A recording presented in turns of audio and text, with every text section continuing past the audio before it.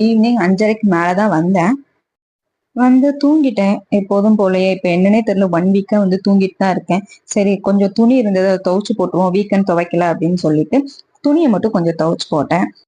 நைட்டுக்கு என்ன பண்ணலாம் அப்படின்னு யோசிக்கும் போது ஆல்ரெடி செஞ்ச அந்த ரசம் ரைஸே கொஞ்சம் மீதி இருந்தது. எங்க 2 பேத்துக்கும் அதுவே போதும். எனக்கும் அதை வந்து வேஸ்ட் பண்றதுக்கு மனசு வரல. உண்மையாவே இன்னைக்கு அந்த ரசம் ரைஸ் வந்து ரொம்ப சூப்பரா இருந்தது. சரி நம்ம இதுவே சாப்பிட்டுப்போம் அப்படின்னு சொல்லி ரசம் ரைஸ் வந்துட்டு ஆம்லெட் போட்டு சாப்பிட்டோம்.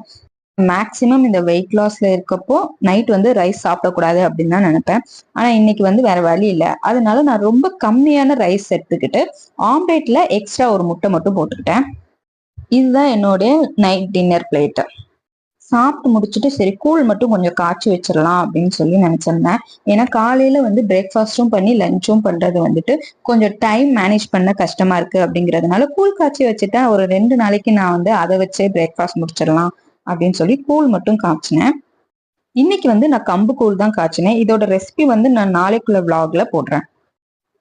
வேலையெல்லாம் முடிச்சு கிச்சனை மட்டும் கிளீன் பண்ணி போட்டுட்டு நாளைக்கு வந்து பீட்ரூட் ஜூஸ் வந்து குடிக்கணும் அப்படின்னு நினைச்சிருந்தேன். சரி அதுக்கு சுகருக்கு பதிலாக இந்த டேட்ஸ் ட்ரை கிரேப்ஸ் பேஸ்ட் தான் வந்து சேர்ப்பேன்.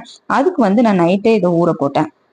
ஒரு வழியா இன்னைக்குள்ள இதோட ஃபுல் வீடியோ பார்க்கணும்னா கீழே இருக்க லிங்கை கிளிக் பண்ணி பாருங்க.